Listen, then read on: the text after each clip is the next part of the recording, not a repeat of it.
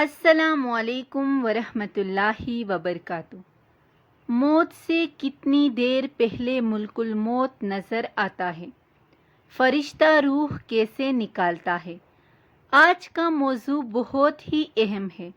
موت سے کتنی دیر پہلے فرشتہ نظر آتا ہے اور فرشتہ روح کیسے نکالتا ہے؟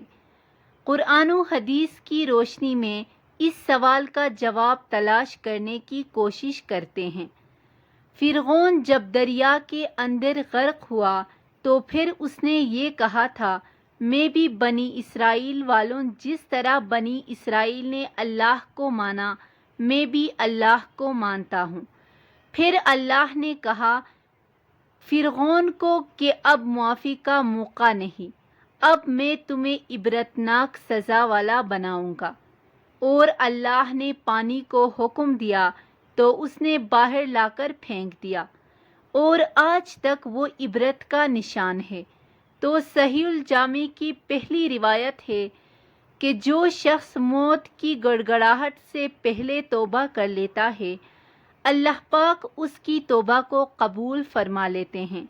ہم نے جانا برحق ہے، کیونکہ ہر ایک نے کل نفس ذائقۃ الموت، ہر ایک نے موت کا ذائقہ چکھنا ہے، اور ہمیں چاہیے کہ ہر وقت وہ لمحات وہ زبان سے بات نکالے جو کہ اگر ہمارا آخری وقت بھی ہو تو اللہ پاک خوش ہو جائیں۔ اور صحیح الجامع کی جو دوسری روایت ہے، رسول اللہ صلی اللہ علیہ وآلہ وسلم نے فرمایا، جو شخص گڑگڑاہٹ سے پہلے اللہ کی طرح رجوع کر لیتا ہے، اللہ پاک اس کو معافی دے دیتے ہیں، اور جو شخص موت کی گڑگڑاہٹ جب ہوتی ہے، جب موت آتی ہے، پسلی پر پسلی چھڑ جاتی ہے، پھر انسان جب معافی مانگتا ہے تو اللہ معاف نہیں فرمائیں گے۔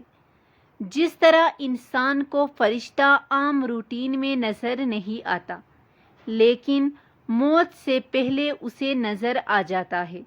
جب فرشتہ نظر آتا ہے تو پھر انسان کی دعا قبول نہیں ہوتی، کیونکہ وقت پہلے تھا، اب وقت دوسرا شروع ہو چکا ہے۔ ہمیں بھی اللہ سے ڈرنا چاہیے اور اس اللہ کی طرف رجوع کرنی چاہیے تاکہ ہم بھی آخری وقت میں اللہ کو یاد کر سکیں۔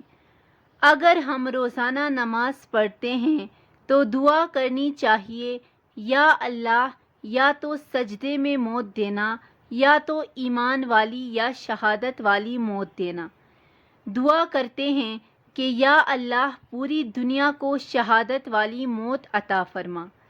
جتنے بھی مسلمان ہیں سب کو دین اسلام پر مرنے کی توفیق عطا فرما، اور ہمارے کبیرہ صغیرہ گناہ معاف فرما۔ امام علی کا قول ہے، مظلوم کے حامی رہنا اور ظالم کے دشمن۔ امام علی کے اس قول نے اس گتی کو سلجھا دیتا ہے کہ ظلم چاہے چھوٹا ہو یا بڑا، کسی بے گناہ کا قتل ہو یا کسی کے حق کا چھیننا، ہمارے دل ہمیشہ مظلوم کے ساتھ رہیں اور ہماری نفرت فقط ظالم کے لیے۔ یہ قول اس بات پر بھی روشنی ڈالتا ہے کہ اگر کوئی شخص کسی کے ساتھ ظلم نہیں کرتا تو اس کی بات کو برداشت کر لیا جائے، کیونکہ ضروری نہیں کہ جو مظلوم ہو اس سے کوئی خطا سرزد نہ ہو۔